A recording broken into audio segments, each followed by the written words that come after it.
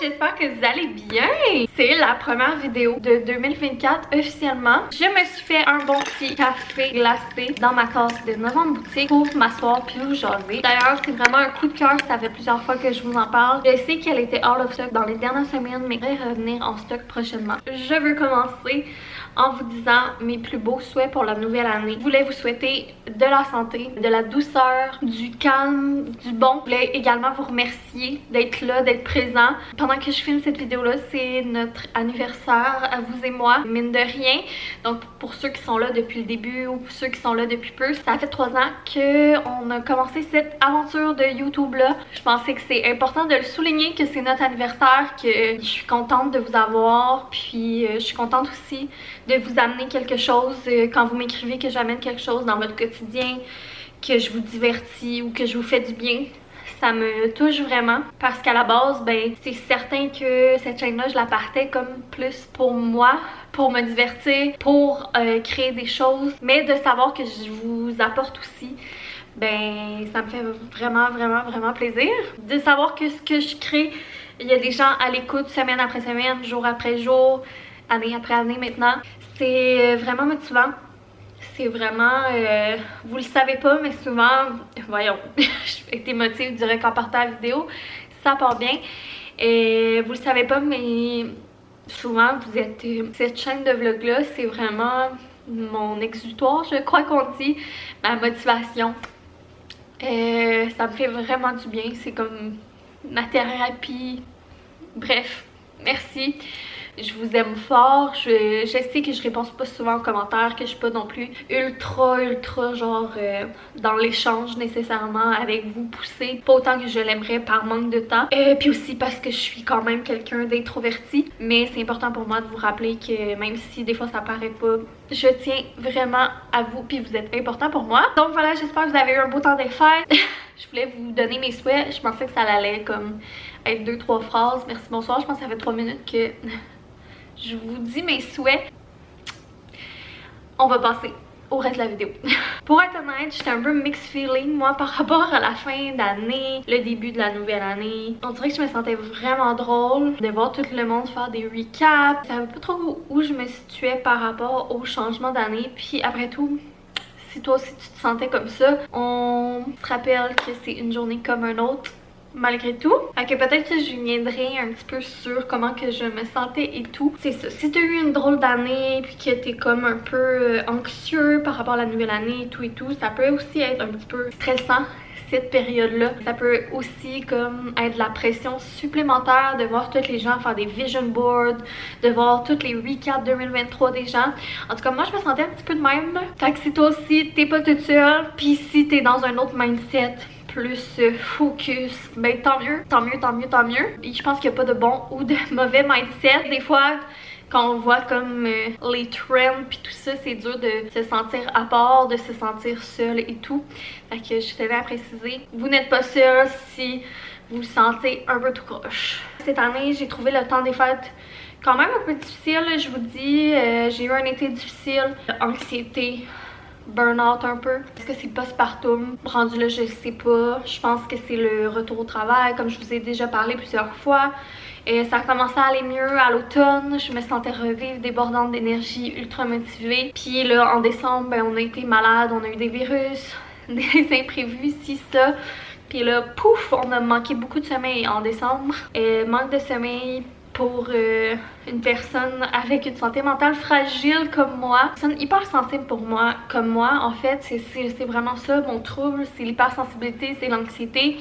C'est difficile, avec les années, en vieillissant, je vais presque avoir 30 ans, je commence à me connaître, à bien me connaître. Je suis vraiment quelqu'un qui a besoin d'une routine, je suis quelqu'un qui a besoin de sommeil pour calmer son anxiété. Je suis aussi quelqu'un qui, étant hypersensible, a besoin de recharger ses batteries, a besoin de temps seul, de temps pour décompresser, de temps de douceur, de temps de calme, de temps de silence.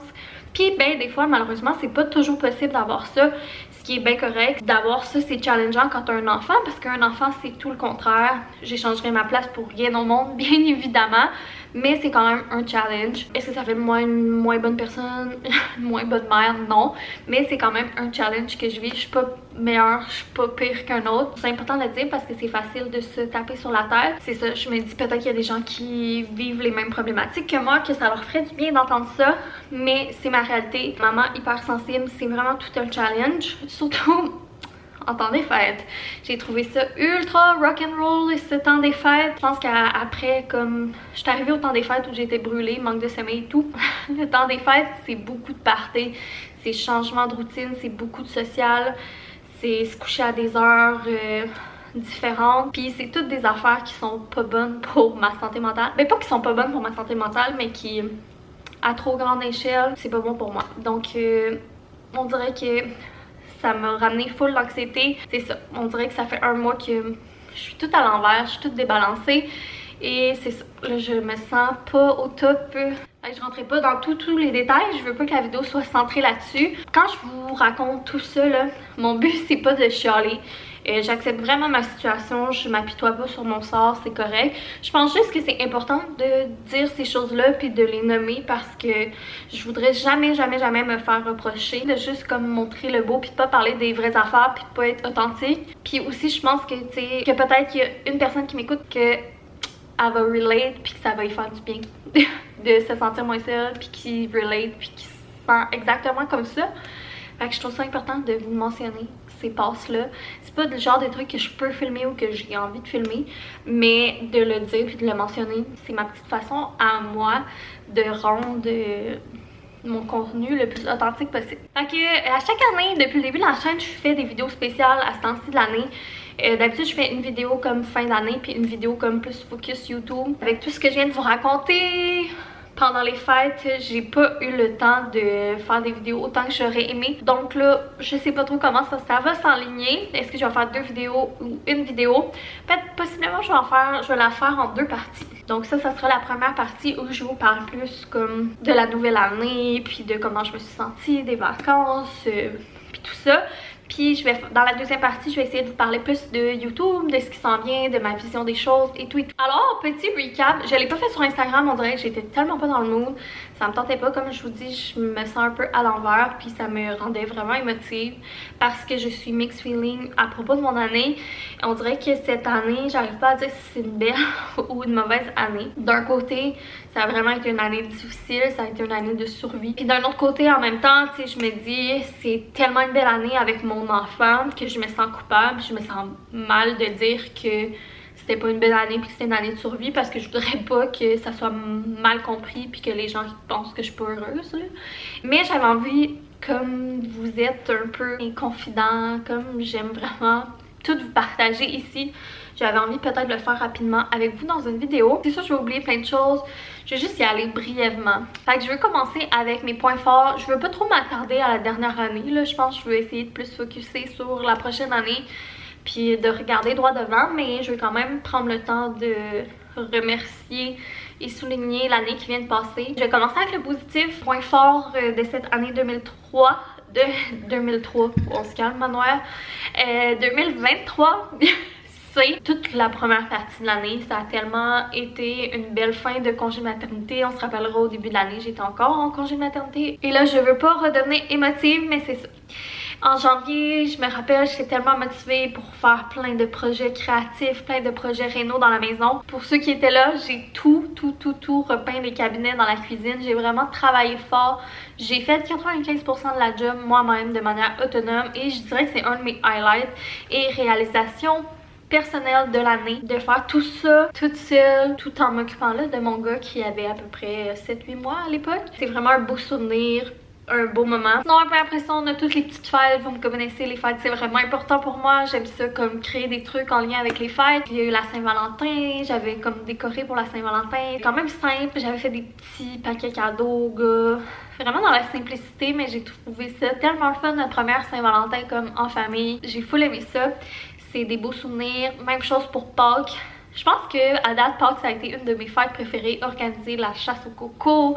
Tu sais, c'est full créatif, puis le fun, là. Voilà, puis sinon, ben, juste passer du temps avec Eugène avant son entrée à la garderie. Après ça, ben, dans mes highlights de l'année, c'est sûr que ma chaîne YouTube, on dirait que je pense cette année, j'ai fait encore plus de vidéos. J'ai vraiment été capable d'avoir une super grande cadence malgré tout, tellement motivée, comme ça me passionne vraiment. Pour ça, je suis vraiment fière et contente. Non, ben cette année, j'ai sorti de ma zone de confort plusieurs fois. C'est ça, j'ai essayé de créer des nouvelles amitiés. C'est sûr que c'est un des challenges les plus gros, je trouve. En tant que parent, avoir du temps à s'impliquer dans les amitiés ou dans n'importe quelle relation. Et c'est encore quelque chose que je vais améliorer cette année. J'aimerais ça me développer une ou deux amitiés vraiment plus significatives. Investir du temps une fois par mois pour des amis, pour tout ça. Parce que s'il y a une chose que cette année je me suis sentie, c'est qu'on dirait que je me suis sentie seule. C'est ça, je pense que c'est un peu la maternité, des fois on se sent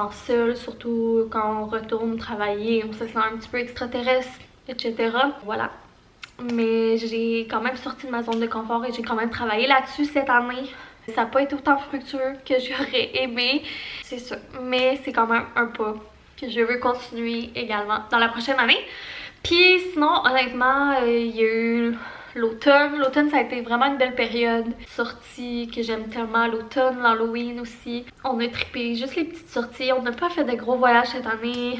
On n'a même pas été, je pense, à l'hôtel. Rien, je pense que ça a vraiment été une année comme de retour, d'essayer de retrouver une semblante routine. On n'a pas fait de voyage. Ça a comme été une année plate, mais en même temps, on a tellement vécu plein de petits beaux moments avec Eugène, puis au niveau de la parentalité, puis de voir son enfant devenir un toddler, c'est vraiment magnifique, quoique très challengeant. Pas mal ça pour mes highlights de cette année. Comme je vous dis, pas tant une année rocambolesque. Mon highlight, c'est vraiment comme tous les petits moments et tous les beaux moments. Des trucs anodins, là, de voir son enfant, de bébé, devenir un toddler. Puis pour ce qui est des points difficiles, ben là, je vous rentrerai pas dans tous les détails, mais c'est sûr que le retour de congé de maternité, c'est une méchante claque dans la face. Puis c'est ça, c'est difficile. Je pense aussi que ça faisait quelques années que mon anxiété allait bien, puis que mes problèmes de santé allaient vraiment bien, puis tout ça. Puis là, je crois que dans les derniers 6 mois, tout ça est vraiment de retour. Puis ben c'est ça, c'est plus difficile. C'est pas mal le retour sur mon année 2023, mais là je voulais qu'on focus sur l'année 2024. Premièrement, à chaque année, j'aime ça me donner un mot. Et pour vous dire, je me rappelle même pas du mot de l'année passée. Je sais que l'année passée, mon but c'était vraiment d'essayer d'être plus autonome dans mes trucs. Puis je pense que j'ai bien réussi. C'est comme on n'a pas fait autant de projets réno que j'aurais aimé, mais tu sais, j'ai fait toute la cuisine toute seule. J'ai fait aussi la peinture dans la salle de bain en partie toute seule. La chaîne YouTube, je l'ai vraiment... Boyfriend est encore là, mais tu sais, 95% de la chaîne YouTube, on s'entend que c'est moi maintenant. J'ai quand même rocké le shit, là. Comme, je suis pas une vantarde dans la vie, mais je trouve que je livre la marchandise pour quelqu'un qui fait ça seulement à temps partiel, on se rappelle. Je vais prendre 2-3 gorgées de mon petit café, il est vraiment bon. Tu sais pas pourquoi je trouve tellement que des cafés glacés, c'est comme next level dans des tasses en vide. Cette année, j'ai envie de me choisir un mot pour...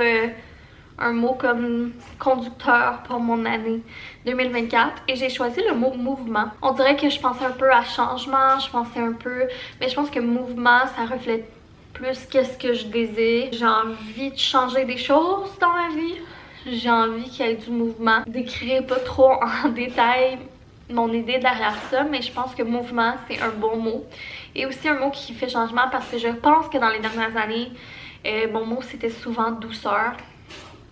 J'aurais pu remettre ça cette année, mais je pense que mouvement, c'est pas pire pour cette année. Bon, Mia me dérange toujours quand j'essaie de faire des vidéos. Tantôt, elle sautait sur mon setup. Là, elle est en train de s'étouffer en arrière. Donc, si vous entendez un drôle de bruit, il y a personne qui est en train de tuer personne dans la pièce d'à côté. C'est Mia qui s'étouffe, que je lui ai donné une petite canne pour l'occuper pendant que je filmais ma vidéo. J'ai envie de parler un peu de mes manifestations pour cette année, de ce que je désire, de mes intentions. Évidemment, je vais vous en parler de quelques-uns, mais pour pas que la vidéo soit trop longue, puis aussi parce que c'est le fun d'avoir des petits secrets. Tu sais, je vous partage tellement tout que des fois je me rends compte que peut-être ça serait bon que j'aille un peu plus mystère ou un peu plus de jardin secret. Mes manifestations pour cette année, mes objectifs, mes buts, c'est comme toute la même chose. Et puis je vais y aller en affirmation parce que c'est la bonne manière de manifester. Alors cette année, je vais m'acheter de nouveaux équipements pour mes projets de création de contenu. Il est temps que j'arrête d'avoir le syndrome d'imposteur. Il est temps que, c'est ça, je pas ma game, que je crois en moi. Je suis vraiment motivée. Là, un peu moins avec la fatigue dans les dernières semaines, mais en décembre, novembre, octobre, j'étais vraiment motivée. Et ça, j'ai de l'équipement en tête que j'aimerais acheter. Je pense que j'ai pas mal des trucs précis. C'est sûr, c'est des équipements qui coûtent cher, donc à voir. Mais je vais faire ça cette année. J'ai goût d'investir dans mon passe-temps puis tout. Ensuite, je vais créer. Je me rends vraiment compte avec le temps que tout ce qui me fait sentir en vie, puis tout ce qui est mes highlights, puis tout ce qui est mon bonheur, ben pas tout, là, ma famille, on s'entend, à part ma famille, mettons, c'est quand je crée. Peu importe qu'est-ce que je crée, créer des choses, c'est ce qui me fait vibrer, c'est ce qui me fait résonner. Alors, j'en veux plus cette année. Ensuite, cette année, je vais être organisée, refaire un budget parce que à une époque, j'étais très... J'ai étudié en comptabilité, je travaille en comptabilité. À une époque, j'étais très organisée dans mes finances, très à jour. Puis, avec la maternité, on dirait que j'ai tellement changé des aspects ou eu le cerveau en compote qu'il y a plein d'affaires que j'ai délaissées. Je sais pas si je suis la seule, mais... comme un peu perdu le contrôle de beaucoup de choses et cette année je vais être organisée et reprendre le contrôle. Donc que ce soit de faire des planifications de repas, les épiceries, regarder les spéciaux, faire les budgets, être en ordre dans les papiers, mettre de l'ordre dans nos papiers importants, REER, etc. J'ai continué de prendre des REER là, mais en tout cas d'être plus organisée. Et ma dernière manifestation que je vais vous partager, ça serait d'être douce envers moi-même. Parce que je me rends compte que des fois, inconsciemment, je suis tellement dure envers moi-même et je me mets tellement de poids sur les épaules et je me rabaisse sans m'en rendre compte ou... C'est comme indirectement, là, je pense pas dans ma tête ah, t'es moins que rien pis ça, mais je sens que je me limite beaucoup, que je fais beaucoup d'évitements. Je pense que c'est surtout dû peut-être à mon anxiété, mon syndrome de l'imposteur et tout. Cette année, je veux me donner un break, être douce envers moi-même et surtout avoir confiance en moi. J'ai aussi pensé vous partager une petite liste de in and out. Donc dans les in, j'aimerais que Boyfriend et moi, on ait plus de date time, de moments pour nous. J'aimerais vraiment qu'on ait du temps pour nous cette année. On a tout le temps été un couple très soudé qui aime faire des choses ensemble pis tout, mais j'ai l'impression qu'on est tellement fatigué que des fois on est comme pas là, même si on est un à côté de l'autre. Vous comprenez ce que je veux dire? Fait que plus de temps de qualité, plus de trucs spéciaux. Dans les in également, j'aimerais un petit voyage, une petite escapade. On n'en a pas fait cette année, pas du tout même. Puis je me rends compte que ben c'est ça. Ça fait toujours du bien, c'est sûr que c'est des sous, mais un petit voyage, un petit escapade, même si c'est juste une petite fin de semaine, essayer de sortir de notre cocon, de notre zone de confort pour ça. Après ça, prendre le temps de boire de l'eau, de me faire des repas ou des trucs que moi j'aime. Des fois on dirait que je pense aux autres, je pense au souper pour Eugène, pour, tu sais, comme j'y pense d'y faire des fruits puis d'y faire des légumes, mais je m'oublie un peu. Puis après ça, moi je prends juste comme qu'est-ce qui reste ou vite parce que là je suis fatiguée puis je veux que ça aille vite, mais de prendre le temps de penser à comme mes besoins aussi puis de qu'est-ce que j'aime. Passer plus de temps dehors, puis un petit peu plus bouger. Je veux pas me donner de pression et de pression plus supplémentaire que je m'en mets déjà pour tout le reste sur mes épaules. Fait que tout ce qui est nourriture, tout ce qui est bouger, j'écoute vraiment mon corps et je suis douce envers moi-même pour ça. Puis j'en suis vraiment fière puis j'en suis vraiment contente. D'ailleurs, j'ai partagé récemment sur Instagram des souvenirs de quand que j'étais dans une période de ma vie où je m'entraînais beaucoup puis que je faisais full de musculation. Parce que j'adore la musculation, j'adore le hiking. Je faisais vraiment beaucoup de hiking. J'étais ultra sportive à cette période-là de ma vie. Toute ma vie, c'était m'entraîner puis faire des hikes. Là, je suivais aussi un plan alimentaire. Puis, tu sais, bien évidemment, j'avais pas la shape que j'ai aujourd'hui. Puis j'ai eu un drôle de commentaire de quelqu'un comme si le commentaire se voulait que obligatoirement je devais être triste d'avoir perdu cette enveloppe corporelle-là.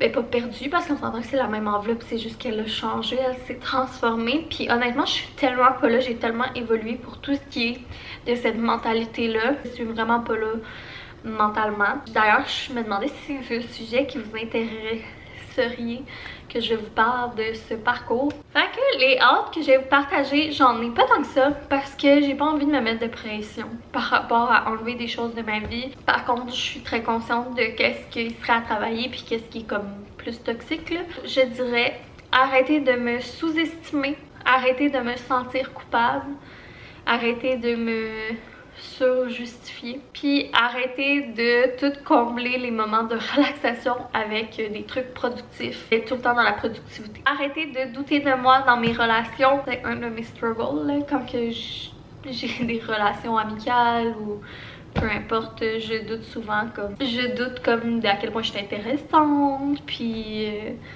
c'est ça. Voilà, je crois que la partie 1 va se terminer ici. J'ai partagé avec vous mes in, mes out, comment je me sens par rapport au changement d'année, puis mes manifestations. J'espère que vous avez aimé cette vidéo-là qui était comme un peu plus une petite jasette. D'ailleurs, c'est vraiment quelque chose que j'aimerais faire plus avec vous cette année. J'aime ça, faire des petites jasettes, de parler des trucs plus émotionnels, plus psychologiques et tout. Vous me direz si jamais ça vous a fait du bien, puis on se retrouvera dans la partie 2, dans laquelle on va plus parler de qu'est-ce qui s'en vient côté Instagram, côté YouTube, pour moi, à quoi vous attendre cette année, si ça vous intéresse. Si la prochaine semaine, ça devrait sortir. Gros bisous, merci pour votre écoute. On se retrouve dans la prochaine vidéo. Bye!